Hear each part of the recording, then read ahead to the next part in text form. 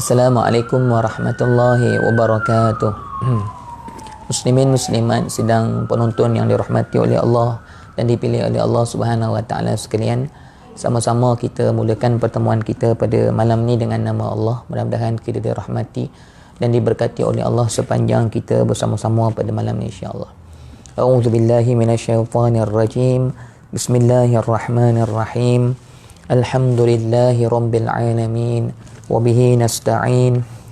Wassalatu wassalamu ala rasulil amin, asyrafil anbiya'i wal mursalin, wa ala alihi wa sahbihi ajma'in. Asyhadu an la ilaha illallah wahdahu la syarika lah, wa asyhadu anna sayyidana Muhammadan abduhu wa rasuluh. Allahumma salli ala sayyidina Muhammad wa ala alihi wa sahbihi wa barik wa sallim.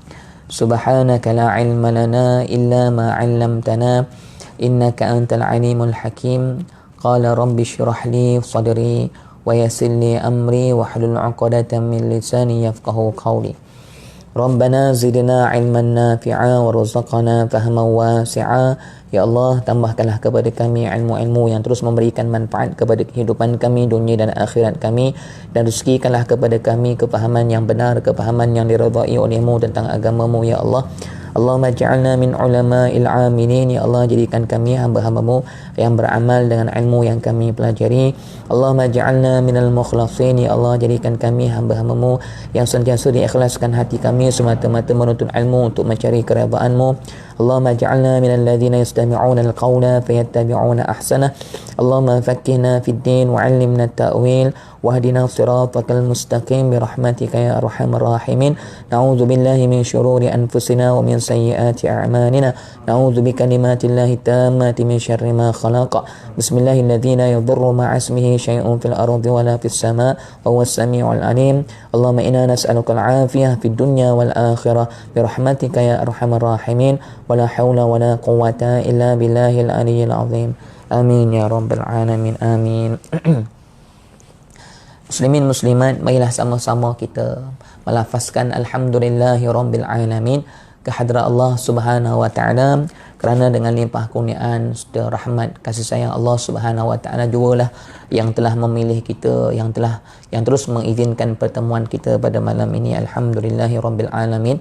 Segala puji-pujian balik semula kepada Allah Subhanahu wa taala, kerana pada hakikatnya bukanlah kita ni adalah seorang yang hebat, bukanlah kerana kita ni seorang yang ada memiliki sesuatu kelebihan, tapi semuanya adalah semata-mata daripada rahmat ataupun fadlu, kelebihan kasih sayang Allah Subhanahu wa taala kepada kita semua. Alhamdulillahi rabbil alamin. Tuan-tuan ya, Allah Subhanahu wa taala ni dia sangat kasih kepada sekalian hamba-hambanya yang sentiasa tak lupakan kepada Allah, yakni tak lupakan kepada pemberian nikmat itu datangnya daripada Allah. Nah, bahkan Allah Subhanahu wa taala akan murka kepada kita bila kita mendapat nikmat, kita sombong dengan nikmat, kita tak balikkan nikmat itu kepada Allah, tuan-tuan ya. Sebab tu kita jangan nampak ujian ini sekadar bentuk-bentuk musibah sahaja, tuan-tuan. Bahkan ujian yang paling berat adalah ujian nikmat. Kerana tuan-tuan, berapa ramai manusia yang mendapat nikmat tapi mereka lupa kepada pemberian Allah dan tidak mengembalikan nikmat itu kepada Allah. Sebab tu tuan-tuan, antara ujian nikmat itu adalah Allah Subhanahu wa taala nak melihat kepada kita apakah dengan nikmat itu kita kembali bersyukur kepada Allah dan menambahkan lagi kedekatan diri kita kepada Allah, ataupun dengan nikmat itu semakin melalaikan hati kita, kita sombong, kita rasa kita hebat, bahkan dengan nikmat semakin kita lalai daripada Allah. Inilah ujian nikmat. Sebab tu Allah Subhanahu wa taala menyatakan dalam Al-Quran, wa nabluukum bisyarri wal khairi fitnah wa ilaina turja'un. Kata Allah, dan kami uji kepada kamu dengan dua ujian, yakni dengan perkara yang buruk dan perkara-perkara yang baik, termasuklah ketaatan ni. Kadang-kadang ada orang sombong dengan ketaatan, maka digagal dengan ujian nikmat. Hakikatnya kehidupan kita ni tak ada suatu perkara pun yang bukan ujian, semuanya ujian. Sama ada dalam nikmat itu ujian, sama ada dalam kelapangan itu ujian, sama ada dalam musibah itu juga ujian. Terus hakikatnya tuan-tuan, kehidupan kita seluruhnya 24 jam itu adalah ujian daripada Allah Subhanahu wa taala. Jadi mudah-mudahan kita ini sentiasa dibimbing oleh Allah dengan setiap ujian, sama ada ujian nikmat ataupun ujian musibah, kita sentiasa balik kepada Allah Subhanahu wa taala. Nah, orang-orang yang beriman itu sentiasa mereka ini ingat yang mereka itu datang daripada Allah dan segalanya adalah milik Allah Subhanahu wa taala. Begitulah tuan-tuan ya. Baik, jadi insya-Allah kita akan menyambung pada kuliah kita pada malam ni tuan-tuan ya. Sebelum kita nak masuk babnya yang mengenai dengan cara untuk kita dapatkan khusyuk dalam solat tuan-tuan ya, untuk saya berikan sedikit penambahan tuan-tuan tentang solat duduk semalam. Maknanya balik daripada kuliah tu saya ada terlintas 2-3 perkara lah tuan-tuan dia tentang duduk ni. Jadi saya nak perkemaskan sikit lagi tuan-tuan ya. Persoalan gini tuan-tuan ya. Baik, bagi orang yang memang dia tak boleh berdiri langsung, maknanya dia ni memang kalau nak berdiri kena pakai tongkat. Maknanya dia memang tak boleh diri langsung lah tuan-tuan ya. Ataupun orang yang mungkin kaki dia kena potong, accident, tinggal lutut je tuan-tuan ya. Jadi orang ni dia boleh duduk je tuan-tuan. Ni nak perkemaskan sikit lagi tuan-tuan ya. Baik, antara duduk ni sama ada orang ni nak duduk atas kursi ke duduk bawah. Mana yang dia nak kena pilih? Boleh pilih ke ataupun wajib tak boleh pilih? Tuan-tuan ya. Baik tuan-tuan. Jadi sebenarnya kalau seseorang itu dia berdiri memang tak boleh dah tuan-tuan ni. Ni cerita pasal orang yang memang dia hanya boleh duduk sahaja tuan-tuan ya. Baik, duduk atas kursi dengan duduk di bawah tuan-tuan, kalau orang ni mampu duduk di bawah dengan sebab lutut dia masih boleh dilipat dan dia boleh berada di bawah, maka wajib dia berada di bawah daripada dia mengambil kursi tuan-tuan ya. Kerana apa? Kerana tuan-tuan, bila orang yang mampu duduk di bawah dan kaki dia boleh dilipat, lutut dia masih boleh dilipat tuan-tuan ya, dia mampu sujud dengan sempurna. Itu maknanya dia punya sebab ya. Kalau di atas kursi sedangkan dia mampu sujud dengan sempurna di bawah, jadi dia akan sujud di atas kursi. Jadi sujud di atas kursi ni maknanya sujud yang tidak sempurna. Sedangkan dia ni mampu untuk sujud di bawah, maka wajib diduduk di bawah, dan semayang duduk itu semayang duduk di bawah. Itu kalau bagi orang yang boleh duduk di atas kursi dan boleh duduk di bawah. Tapi bagi orang yang mungkin dia pun dah tua kan, uzur, lutut pun tak boleh lipat dah, kalau nak berdiri pun kena pakai tongkat, jadi dia boleh duduk je. Dia nak duduk bawah tak boleh, tu tak ada masalah sebab dia ada keuzuran tuan-tuan ya. Jadi kita ingat balik dhabit semalam ni tuan-tuan, maknanya mana-mana rukun sembahyang yang kita masih boleh buat dengan sempurna, kena dahulukan kesempurnaan tu. Sebab apa ada rukhsah tuan-tuan? Sebab apa ada keringanan? Keringanan ni diadakan kerana ada susah payah pada diri kita. Bila tidak ada susah payah, haram kita gunakan keringanan tu. Tuan-tuan, contoh kita nak jamak qasar kan. Jamak qasar ni keringanan. Kenapa? Kerana kita susah payah musafir. Tiba-tiba kita tak musafir, nak jamak qasar dalam keadaan kita dalam keadaan duduk di Pasir Gudang ni contohnya, kita bermukim kat sini, mana boleh tuan-tuan? Haram dah semayang kita tu. Macam kita kata makan benda-benda yang haram kan. Kita tak boleh makan dalam keadaan kita banyak makanan. Masuk hutan lain dah tuan-tuan. Nak makan buruk, nak makan ular. Sebab kita dalam keadaan memerlukan tuan-tuan ya. Jadi begitu juga dengan keuzuran dalam semayang ni. Bila mana ada keuzuran, itulah yang kita gunakan rukhsah tadi, keringanan tadi Jadi maknanya orang yang boleh duduk atas kursi dengan duduk bawah, dia kena duduk bawah. Kalau dia mampu duduk bawah, wajib duduk bawah Tak boleh dia sujud nanti sujud atas kursi sedangkan dia mampu sujud di bawah. Kecuali orang yang memang lutut dia ni tak boleh lipat habis dah, maka duduk atas kursi tak apalah tuan-tuan, sebab dia ada susah payah untuk berada di bawah tuan-tuan gitu Baik, saya perdetailkan sikit. Bagi contoh-contoh yang mungkin ada tertanya-tanya, kalau begitu macam mana, kalau begini macam mana. Saya bagi contoh tuan-tuan ya. Contoh yang lain tuan-tuan. Bagaimana kalau ada orang yang dia ni tak adalah sakit apa-apa badan dia tu. Cumanya dia ni ada sakit mata, merah mata kan tuan-tuan. Orang yang kadang-kadang sakit mata, merah mata ni, bila dia nak sujud, dia rasa macam mata nak terkeluar tuan-tuan ya. Saya pernah mengalami keadaan tu bila mata merah ni, bila nak sujud tu Allah sakitnya tuan-tuan Tapi bukanlah maksudnya kita ni sakit lutut, tak ada. Orang macam ni boleh duduk atas kursi tak tuan-tuan? Tak boleh. Tak boleh tuan-tuan ya. Yang dia tak boleh apa? Tak boleh sujud sahaja. Jadi bila dia tak boleh sujud sahaja, dia semayang macam biasa, berdiri, rokok macam biasa tuan-tuan kemudian i'tidal. Masa nak sujud nanti dia tak boleh sujud, diturun ke bawah. Nanti maksud diturun ke bawah tuan-tuan. Diturun macam biasa, maka dia sujud begini. Allah, setakat mana dia boleh? Kalau dia sujud sampai rasa nak mata terkeluar tu setakat mana? Setakat ni sujud macam biasa. Kemudian duduk antara dua sujud balik. Kemudian sujud balik setakat mana yang dia boleh. Maka dia bangun balik. Jadi tak boleh duduk atas kursi tuan-tuan ya. Sebab dia boleh duduk antara dua sujud dengan sempurna dan sebagainya gitu tuan-tuan ya. Dan sama juga kalau ada orang yang mungkin dia punya dahi ni ada luka ke, dia tak boleh sujud ke depan, doktor halang jangan kena dengan tertekan dengan apa-apa. Contohnya tuan-tuan dia sihat, cuma dia ada pembedahan di dahi dia, mungkin dia jatuh ke kan, tertumus kan, maknanya dahi dia pecah, maka doktor jahit, maka doktor kata jangan kena apa-apa, luka ni kena jaga, jangan tertepek dengan apa-apa dan sebagainya. Contohlah atas nasihat doktor nak bagi kata apa jahitan tu baik dan sebagainya, maka doktor kata jangan sujud ke bawah. Maka orang ni pun tak boleh semayang atas kursi. Sebab dia boleh turun, dia boleh dalam keadaan yang lain, semua dalam keadaan sempurna. Maka bila nak sujud tadi pun, sujud macam yang saya tunjukkan tadi. Dia kena duduk di bawah dan duduk antara dua sujud macam biasa, kan, duduk antara dua sujud, dan nak sujud nanti sajalah setakat mana yang dia boleh, tuan-tuan ya. Atau mungkin ada orang sakit lutut, tuan-tuan tak? Lutut dia ni mungkin lari. Maknanya kalau dia nak sujud nanti, lutut dia ni kalau kena tempat sujud tu sakit, maka dia nak sujud tak boleh, dia boleh turunkan kepala dia, turunkan kepala dia kat bawah nantilah. Ni saya tunjuk atas kursi. Maksudnya kalau kat bawah, maka dia turun macam biasa. Tapi dia tak boleh sujud sampai ke lantai sebab lutut dia sakit kan. Tapi dia kena turun sampai ke bawah macam biasa, tuan-tuan, gitu lah.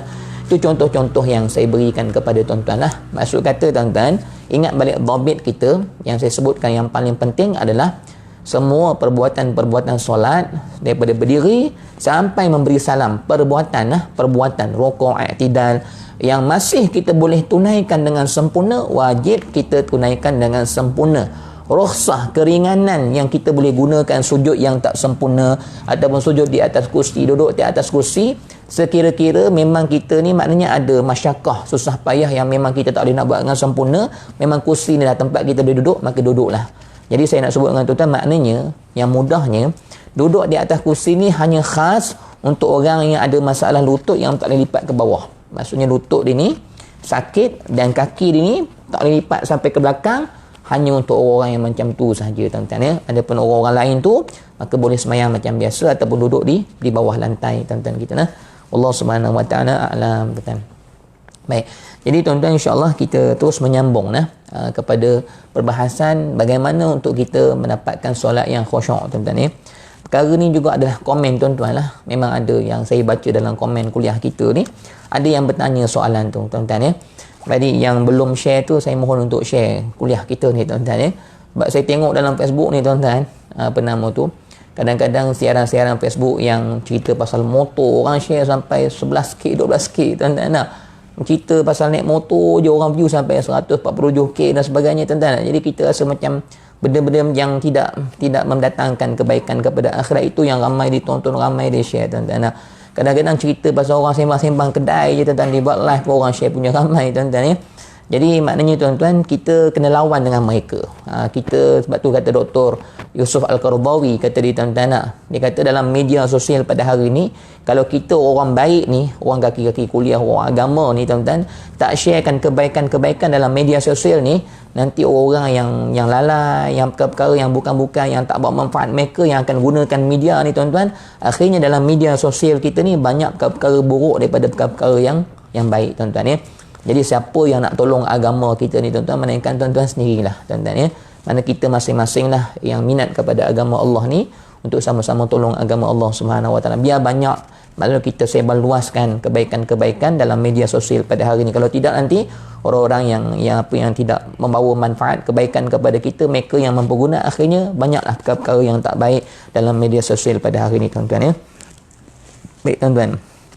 Jadi orang yang bertanya, tuan-tuan ya, Ustaz, bagaimana nak dapatkan solat yang khusyuk, tuan-tuan? Persoalan ni adalah menandakan seseorang itu adalah orang yang beriman kepada Allah, tuan-tuan ya. Kerana orang yang beriman kepada Allah ni memang dia akan terdetiklah hati dia, maknanya dia akan rasa rusing bila mana dia bertemu dengan Allah, dia tak ada perasaan dengan Tuhan, dia akan rasa bersalah dengan perasaan tu, tuan-tuan. Orang beriman memang dia akan ada rasa satu perasaan bersalah bila dia bertemu dengan Allah dalam keadaan hatinya tidak berhubung dengan Tuhan, tuan-tuan ya. Tapi kalau orang-orang yang ada masalah hubungannya dengan Allah ataupun golongan munafik, orang-orang fasik, banyak dosa, dia tak ada rasa apa-apa, dia sembahyang tak khusyuk ke, dia tak rasa apa-apa, tuan-tuan. Jadi orang yang bertanya soalan begini adalah orang yang beriman. Maksudnya orang yang terdetik hatinya ataupun terasa bersalahnya diri dia bila dia berjumpa dengan Allah, tak ada perasaan hati dia dengan Allah Subhanahu Wa Taala. Bahkan, tuan-tuan, inilah tanda orang itu adalah orang yang disayangi oleh Allah Subhanahu Wa Taala, tuan-tuan ya. Sebab tu, tuan-tuan, orang yang Allah sayang ni, tuan-tuan, bukan kerana seorang itu kaya, tuan-tuan ya. Kaya ni bukan menunjukkan seorang itu Allah sayang. Sebab, tuan-tuan, kaya ni orang yang bukan Islam pun Allah bagi kaya, tuan-tuan tak? Orang yang buat maksiat pun Allah bagi kaya. Orang yang membuka aurat pun Allah bagi kaya. Maksudnya beriman dengan tak beriman Allah bagi kaya. Maka kaya itu bukan tanda seorang itu Allah sayang. Begitu juga jangan kita sedih kalau kita rasa kita miskin ni Allah benci kepada kita. Tidak, tuan-tuan ya. Sebab miskin ni beriman ataupun tidak beriman, keduanya dapat. Bahkan wali-wali Allah pun ada yang Allah Subhanahu Wa Taala tidak berikan mereka kekayaan, tuan-tuan. Begitu juga dengan para nabi dan sebagainya. Maka kemiskinan, kekayaan itu bukan tanda seseorang itu Allah sayang, tuan-tuan. Begitu juga dengan para serupa, tuan-tuan. Para serupa bukan tanda seseorang itu Allah sayang. Bahkan, tuan-tuan, orang yang bukan Islam kadang-kadang para serupa mereka jauh lebih indah daripada orang Islam itu sendiri, tuan-tuan. Jadi jangan nilai Allah sayang dengan para serupa, dengan kekayaan dan sebagainya, tuan-tuan. Begitulah dengan perkara yang lain. Tuan-tuan nak tengok mudah aja. Kalau perkara ni orang kafir pun ada, orang Islam pun ada, kalau begitu perkara tu bukan menunjukkan perkara tu maknanya Allah Subhanahu Wa Taala sayang dengan seseorang, tuan-tuan. Tetapi, tuan-tuan, tanda Allah Subhanahu Wa Taala benar-benar sayang kepada seseorang itu adalah apabila Allah Subhanahu Wa Taala menjadikan hatinya hati yang sentiasa khusyuk kepada Allah ketika mana beramal ibadah kepada Allah. Sebab, tuan-tuan, khusyuk ni hanya orang yang Allah pilih sahaja. Sebab tu, tuan, kalau semayang, kalau ketaatan, tuan-tuan, orang yang beriman pun melakukan ketaatan. Orang munafik zaman Nabi pun semayang di belakang Nabi melakukan ketaatan, tapi khusyuk Allah Subhanahu Wa Taala tak bagi, tuan-tuan. Khusyuk ni hanya kekasih-kekasih Allah. Hanya orang yang ada hati, hanya orang yang hatinya bersih saja yang akan merasa bersalah bila hatinya tak khusyuk kepada Allah Subhanahu Wa Taala. Jadi orang yang Allah sayang ini adalah bila orang-orang ni Allah permudahkan dia dengan ketaatan yang ikhlas, ketaatan yang khusyuk kepada Allah Subhanahu Wa Taala. Jadi orang yang bertanya tu maknanya orang yang beriman kepada Allah Subhanahu Wa Taala, insya-Allah, tuan-tuan, gitu nah. Dan kita sebagai orang yang sentiasa nak menjaga hubungan hati dengan Allah, memang kita perlu ambil penting tentang perkara ni, tuan-tuan. Kita tak boleh ambil perkara hati ni kita letak jauh, tuan-tuan. Bahkan, tuan-tuan, Islam ini perkara yang paling besar dalam Islam adalah berkaitan dengan rohani manusia. Bahkan, tuan-tuan, hakikat sebenarnya semua ketaatan, semua ibadah, tak kira apa sahaja jenis ibadah, tuan-tuan, Quran, zikir, solat, tuan-tuan, nak selawat ke atas Nabi, sedekah, hakikatnya semua ibadah yang disyariatkan oleh Allah adalah untuk membentuk rohani manusia. Itulah hakikatnya, tuan-tuan. Maka tak ada faedah orang sembahyang 70 tahun hati masih banyak hitam, hati masih berdosa, tak ada faedah, tuan-tuan. Maka tak ada faedah orang yang zikir 1 hari 1 juta ataupun 1000 kali sehari pun, tuan-tuan, kalau zikir itu tidak menghidupkan hati, tak ada faedah. Sebab tujuan ibadah semuanya adalah untuk menghidupkan rohani manusia, tuan-tuan. Maka, tuan-tuan, rohani manusia ini dia akan hidup dengan 2 perkara, tuan-tuan. Pertama, dengan hati yang ikhlas kepada Allah. Yang kedua adalah dengan hati yang hadir kepada Tuhan. Hadir ni maksudnya khusyuk, tuan-tuan. Sebab tu kita tak heran hari ni ramai orang solat, tuan-tuan, tapi balik rumah masih melakukan maksiat, masih tamak dengan harta benda, tuan-tuan. Mana pergi solat dia? Mana pergi Quran dia? Ni yang kata Nabi SAW, di akhir zaman ramai manusia yang Qurannya setakat tekak sahaja.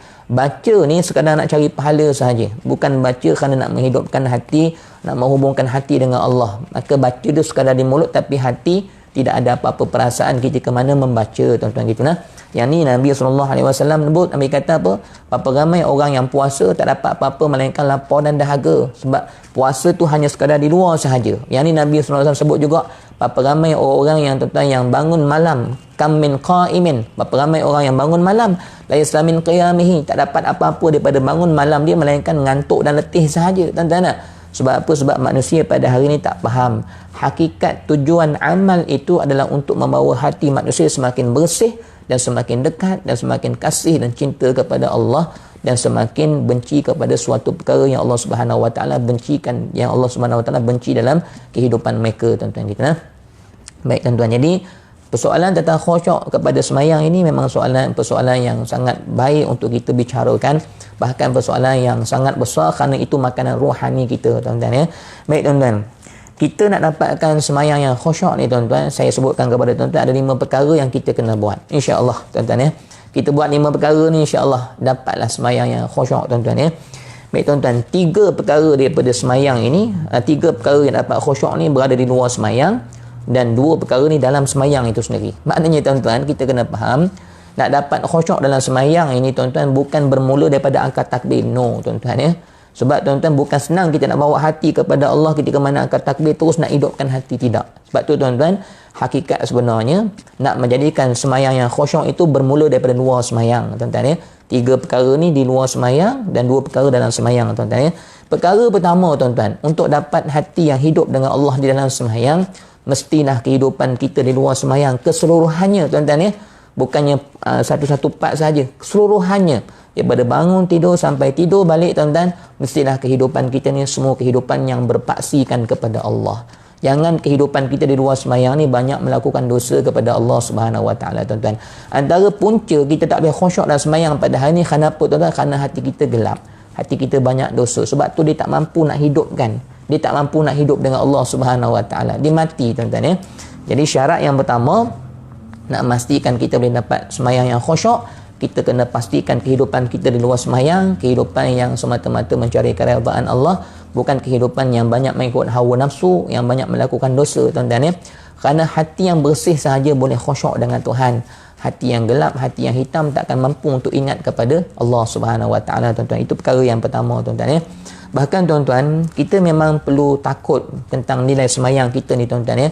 Kerana apa, tuan-tuan? Kerana semayang kita ni hakikatnya adalah neraca ataupun muhasabah bagaimana keadaan kita di luar semayang. Hari ni tuan-tuan nak tahu kan, kita nak tahu, Ustaz, hari ni kehidupan saya di luar daripada semayang saya ni adakah kehidupan saya ni kehidupan yang Allah redha, tuan-tuan?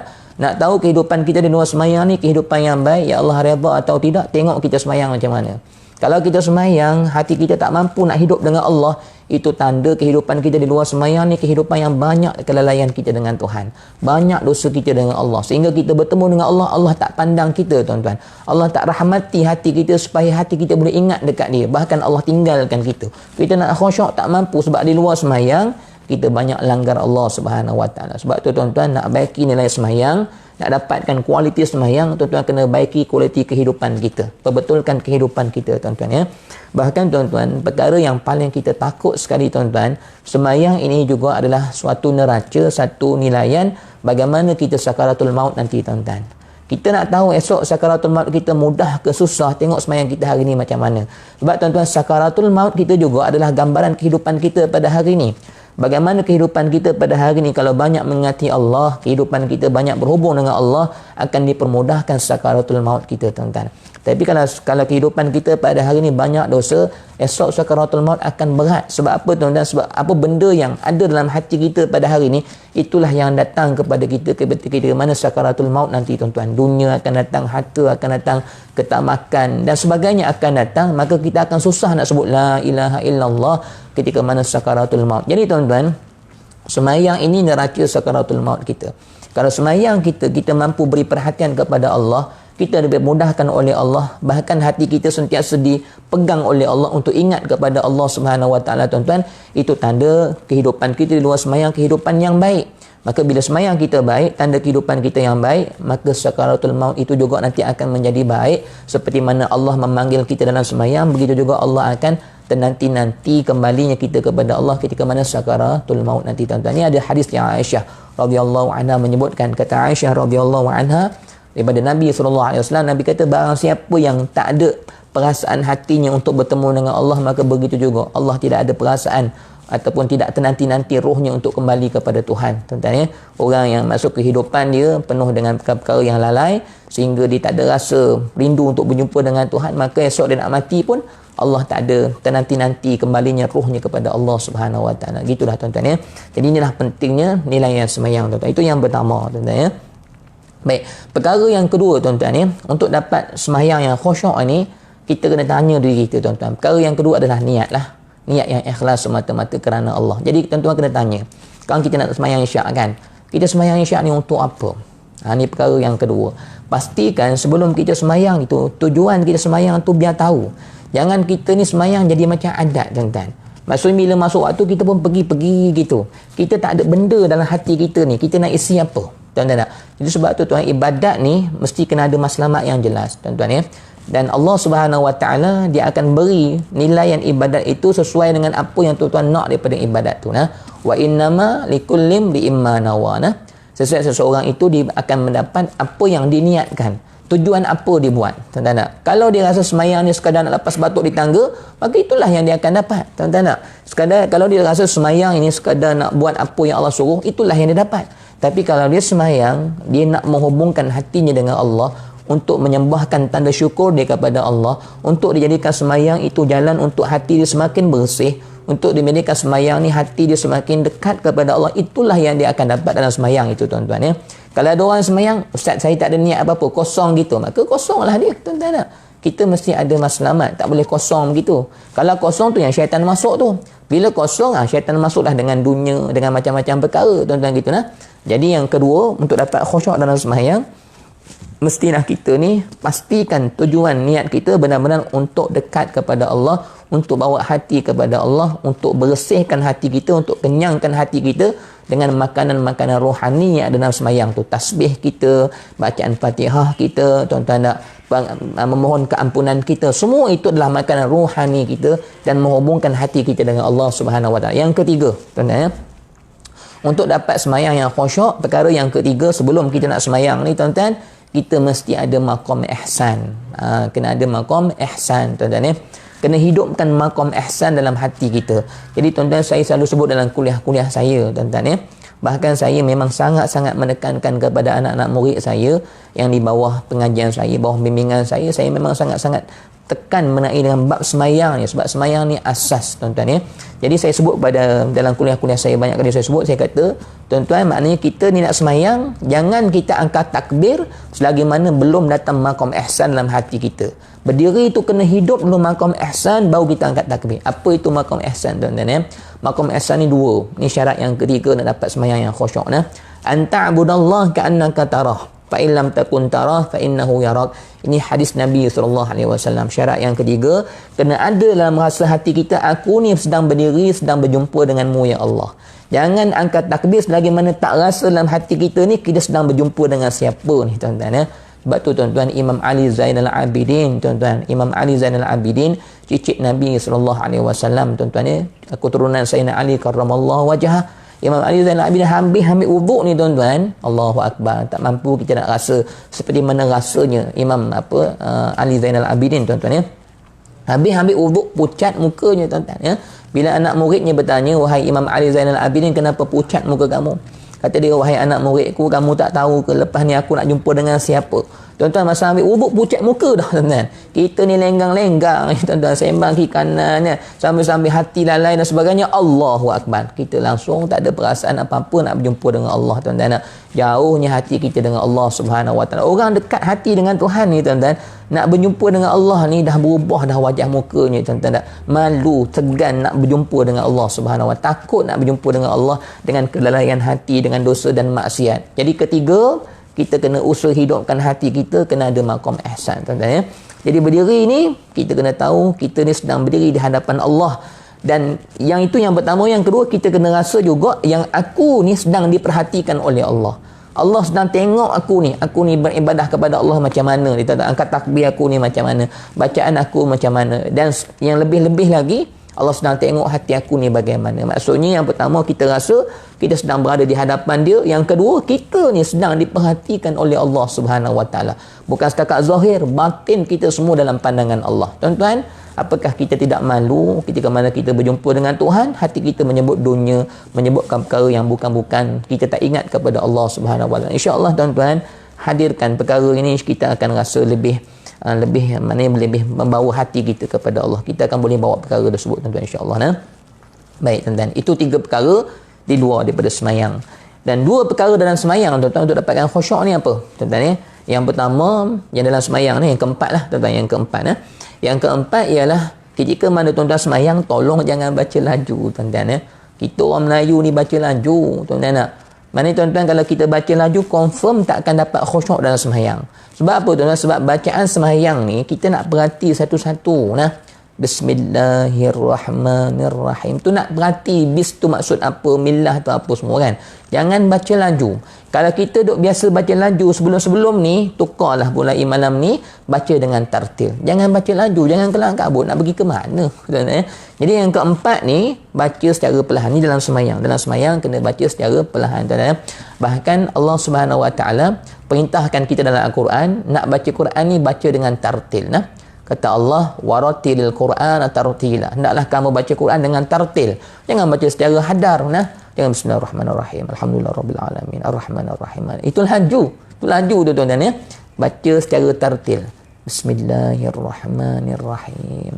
Alhamdulillahirabbil alamin, arrahmanirrahim. Perhati satu-satu. Itu yang keempat tuan-tuan ya. Jangan baca laju. Laju tak akan dapat kenikmatan bersama dengan Allah Subhanahu Wa Taala, tuan-tuan ya. Bahkan tuan-tuan, kita ni kalau semayang, Biar kita rasa dalam hati kita ni, aku ni lagi lama lagi bagus dengan Tuhan. Kena rasa macam tu, tuan-tuan tak? Tuan-tuan, kita kalau sayang pada seseorang kan, kita kena jumpa dia, tuan-tuan nak cepat balik ke tuan-tuan tak? Kalau kita jumpa dengan seseorang, rindu dekat anak kat asrama kan, kita melawat dia. Kalau kita rindu betul-betul pada anak kita, kita sayang, kita tak nak jumpa sekejap-sekejap, tak puas kan. Anak kita pun begitu. Abah nak balik, nantilah abah kan, lama abah tak datang ni kan, nantilah Umi lama tak datang ni kan, belum puas sembang lagi. Kita rasa seronok nak lama-lama, tuan-tuan. Orang perempuan, tuan-tuan nak, bila dia suka membeli belah barang-barangan, tengok dia pergi kedai-kedai, berapa lama dia pergi, tuan-tuan nak, sebab dia seronok. Tapi kalau benda-benda yang tak seronok, kita cepat je nak habis. Benda-benda yang kita tak suka, kita cepat je tinggalkan perkara tu. Kita dengan Allah, tuan-tuan, apa perasaan kita? Takkanlah kita dengan Allah nak cepat-cepat habis, tuan-tuan, cepat-cepat nak tinggalkan Allah Subhanahu Wa Taala. Sedangkan esok di akhirat kelak kita nak harapkan siapa? Kita nak harapkan rahmat dia, nak harapkan syurga dia, nak harapkan pengampunan dia. Sedangkan kita dekat dunia bertemu dengan dia pun rasa tak seronok, nak cepat-cepat habis dan sebagainya. Tapi kita ingat kepada dunia, nak lama-lama dengan perkara dunia. Kalau handphone ni, tuan-tuan, sejam 2 jam tak rasa apa sebab galik dengan handphone. Tapi semayang 10 minit dah rasa lama, tuan-tuan. Mulai hari ni, biar kita rasa lagi lama semayang lagi bagus. Biar kita rasa nak lama dengan semayang, tuan-tuan. Gitulah. Ajar hati kita, tundukkan nafsu kita, tuan-tuan ya. Jangan ikut perasaan nafsu kita yang nak cepat habis semayang dan sebagainya.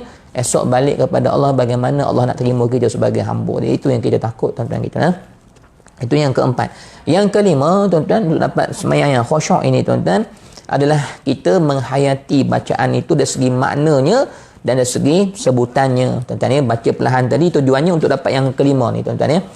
Baik, untuk dapat hati yang hidup dengan bacaan ni, ulama letakkan dua kaedah, dua cara dah.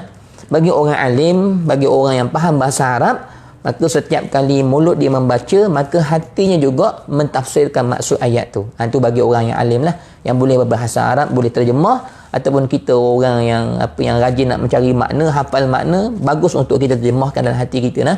Dia makna ni tak semestinya kita terjemah satu-satu, tuan-tuan ya. Kita faham tu sendiri dah, tak apa dah. Kita tahu Bismillahirrahmanirrahim ni maksudnya apa, tak apa dah. Kita hadirkan maksud tu dengan nama-Mu ya Allah kan, yang Maha Pemurah lagi Maha Penyayang. Hadirkan makna tu, tuan-tuan ya. Jadi maknanya itu kaedah yang pertama untuk menjadikan hati kita boleh tertumpu kepada bacaan dengan menghadirkan makna lah. Jadi daripada mula Bismillahirrahmanirrahim, hati kita sudah mengalirkan makna-makna itu dalam hati kita. Barulah hati kita hidup, barulah hati kita bersih, tuan-tuan ya. Barulah semayang kita ni insya-Allah akan berjaya menjadikan kita ni semakin jauh daripada fahsyak dan munkar, tuan-tuan kita. Yang kedua, Ustaz, saya tak mampu nak tafsir makna, Ustaz kan, ataupun saya tak ingat makna-makna kalau saya baca saya dah berumur. Tak apa, ambil kaedah yang kedua, tuan-tuan ya. Kaedah yang kedua adalah mulut tuan-tuan baca, hati baca. Ada dua baca. Maksudnya kalau bismillah di sini, hati pun bismillah juga. Itu khusyuk bagi orang awam. Tak apa, yang tu pun dah cukup-cukup baik. Yang penting bila mulut kita baca, rohani kita hidup, hati kita hidup. Hidup dengan apa? Hidup dengan bacaan-bacaan Quran itu, tuan-tuan ya. Tuan-tuan, bacaan-bacaan dalam semayang ni bukannya bacaan-bacaan yang biasa, bacaan yang paling special, tuan-tuan ya. Sebab tu tuan-tuan, Fatihah ni, tuan-tuan, adalah surah yang paling special. Kenapa? Kerana Allah wajibkan Fatihah itu dalam sembahyang untuk bertemu dengan Allah Subhanahu Wa Taala, tuan-tuan. Sebab tu ada ulama-ulama yang mengkaji seluruh maksud Al-Quran itu ada dalam Al-Fatihah, tuan-tuan. Sebab tu kalau kita kaji Fatihah itu terlalu banyak kelebihan-kelebihannya, tuan-tuan. Bahkan Al-Fatihah ini merangkumi tentang kekuasaan Allah, tentang kemurahannya, bahkan merangkumi tentang sifat kehambaan hanya kepada Allah kita mengadu, meminta pertolongan dan sebagainya, tuan-tuan gitu nah. Jadi tuan-tuan, maknanya walaupun kita tak mampu nak tafsirkan makna, memadai untuk kita ikut bacaan-bacaan Al-Quran itu dengan hati kita. Tu kaedah yang kedua. Nanti insya' nanti kita cuba buat, tuan-tuan ya. Jadi itulah 5 caranya, tuan-tuan ya. Saya ulang balik. Pertama, tuan-tuan, untuk kita dapat semayang yang khusyuk, kita mesti sanggup korbankan kehidupan kita ni.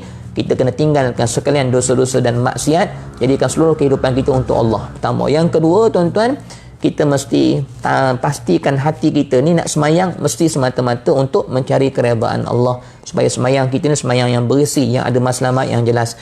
Yang ketiga, kita kena hidupkan maqam ihsan.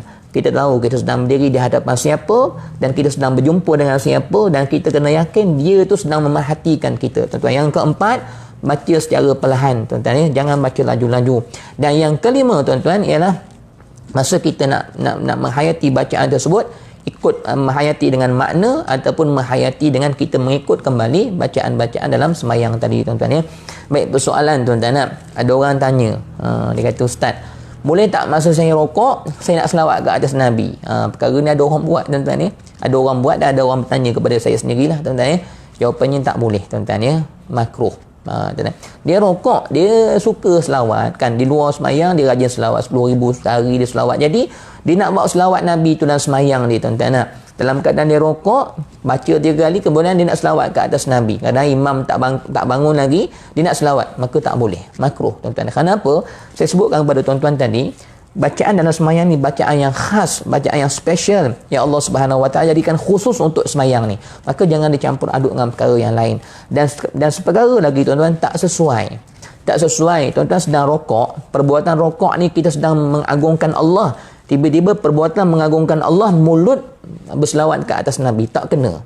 Perbuatan lain, ucapan lain. Jadi ustaz macam mana? Perbanyakkan tasbih dalam rokok itu. Kalau kita ada masa lagi nak bertasbih, teruskan bertasbih tuan-tuan kita lah. Begitulah pada tempat-tempat yang lain. Jangan kita selawat dalam keadaan sujud, jangan kita selawat dalam keadaan Rabbighfirli, ataupun kita nak bawa zikir-zikir yang lain, kita jangan bawa dalam semayang. Sebab zikir-zikir semayang ni zikir-zikir khas, zikir-zikir khusus yang ada manfaatnya untuk Allah Subhanahu Wa Taala. Kita memuji-muji Allah Subhanahu Wa Taala. Kalau kita kata dalam keadaan sujud itu, banyakkan sebut Subhana Rabbiyal A'la berkali-kali kepada Allah Subhanahu Wa Taala tuan-tuan kita. Baik, jadi kita sambung yang seterusnya lagi 2 minit tuan-tuan, untuk kita akhiri kuliah kita. InsyaAllah tuan-tuan, ada masa kita akan jumpa lagi pada minggu hadapan, InsyaAllah tuan-tuan ya. Pada masa yang sama, Isnin dan Selasa, saya mohon tuan-tuan panjang-panjangkan kuliah ini tuan-tuan, supaya ramai lagi orang-orang di luar sana akan dapat semayang yang khusyuk, insyaAllah tuan-tuan ya. Jadi tuan-tuan, bila umat Islam ini sudah mula kembali hatinya kepada Allah, bukan kembali zahir semayang, ramai orang semayang ni hati ni tuan-tuan ya.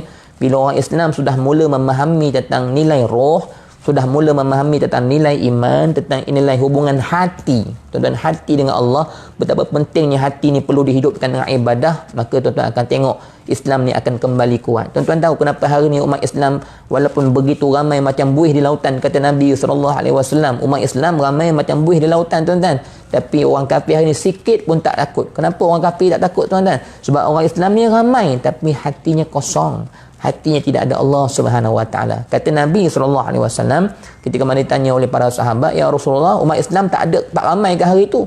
Kata Nabi, ramai umat Islam, bahkan macam buih-buih di lautan, kata Nabi SAW. Tetapi kata Nabi, umat Islam di akhir zaman, hati mereka itu banyak yang dihinggapi oleh cinta kepada dunia dan takut kepada mati. Inilah masalah umat Islam pada hari ini. Semayang-semayang, hati ingat kat pejabat, hati cinta kat dunia tuan-tuan ya.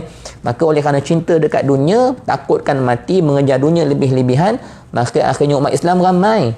Semayang Jumaat penuh tuan-tuan nak. Tetapi berapa ramai umat Islam yang semayang di masjid, hatinya benar-benar ikhlas kepada Allah. Berapa ramai umat Islam yang berzikir, lepas habis semayang berzikir istighfar, benar-benar hatinya meminta ampun kepada Allah. Kalau kita tengok hari ni, zikir-zikir, tapi tengok atas, tengok bawah tuan-tuan nak. Banyak hidupnya, banyak lalai daripada Allah Subhanahu Wa Taala. Gitulah tuan-tuan, itu sekadar muhasabah untuk kita semua tuan-tuan, insya-Allah. Mudah-mudahan semayang yang kita buat ni zahirnya telah mengikut Nabi SAW, batinnya telah benar-benar hidup dengan Allah Subhanahu Wa Taala. Masya-Allah, subhanallah. InsyaAllah akan melahirkan umat Islam yang benar-benar bertakwa, umat Islam yang mampu menjauhkan diri daripada fahsyat dan munkar, kerana sempurnanya tuan-tuan zahir dan batinnya kepada Allah Subhanahu Wa Taala. Sekadar itulah tuan-tuan ya, sekadar segala yang baik itu semuanya milik Allah, bukan milik saya. Semua ilham daripada Allah, semua ilmu Allah, saya tak ada apa-apa tuan-tuan ya. Yang segala kelemahan itu semua daripada diri saya mohon maaf banyak-banyak tuan-tuan. Mudah-mudahan Allah sentiasa membaiki segala kelemahan kita, merahmati kita tuan-tuan. Allah hidupkan kehidupan kita dengan kehidupan yang sentiasa kembali kepada Allah, yang tidak mengekalkan dengan dosa dan maksiat, insya-Allah tuan-tuan ya. Wassalamualaikum warahmatullahi wabarakatuh. Alhamdulillahirabbil alamin. Amin. Allah.